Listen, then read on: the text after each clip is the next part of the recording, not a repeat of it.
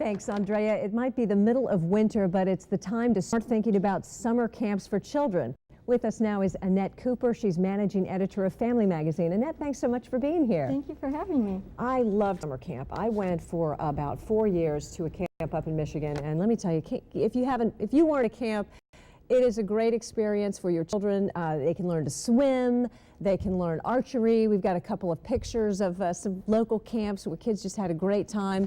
But you got to move fast and sign up, right? You do, yes. Yeah, here's a little girl at a pool. Some camps have swimming pools. Some camps just swim outside. Some kids learn to cook their own foods outside at a campfire like this picture shows.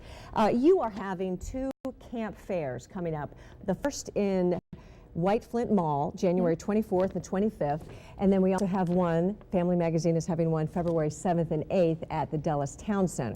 And we're actually sponsoring these camp Yes, fairs. Family Magazine's Camp Fair. 2 camp fairs you can take advantage of. Tell us first, how do you decide whether you want an overnight camp or a day camp for your child? This is a good thing to think about. If your child hasn't been away from home for any length of time, you may not want to send them to a 3-week overnight camp. Right. That could be a bit too much for them to adjust to. So you may want to consider a day camp instead. And there are quite a few camps that do day camps. Do they do one or the other or both? They typically do one or the other. So you can decide how long you want your child to be away from home. And location is important as well, right? It is. You need to decide how far you want to travel for a camp. Some could be quite a ways away and you may have to drive 12 hours or put your child on a plane. Right.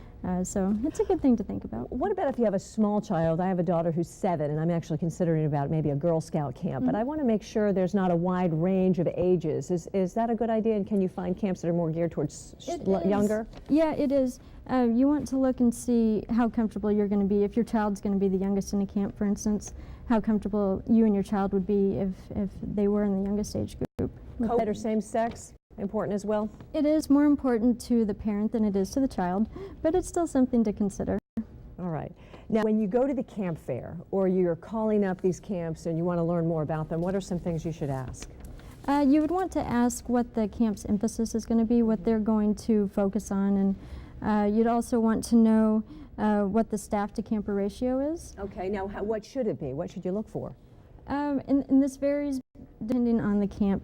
But what you want to look for is to make sure that there are enough staff to properly supervise your child. Okay. And how many campers return for multiple summers? Why is that important? That is important.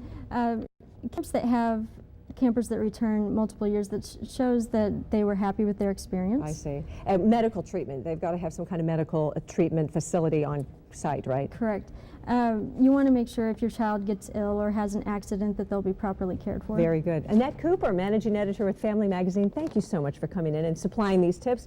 All of them are going to be on dcmomslikeme.com, and join the Family Magazine group. The publisher of Family Magazine, Brenda Hyde, runs the Family Magazine group, and she has lots of tips. She'll have these tips on there and many more. So, Mike, back to you. All right, Peggy.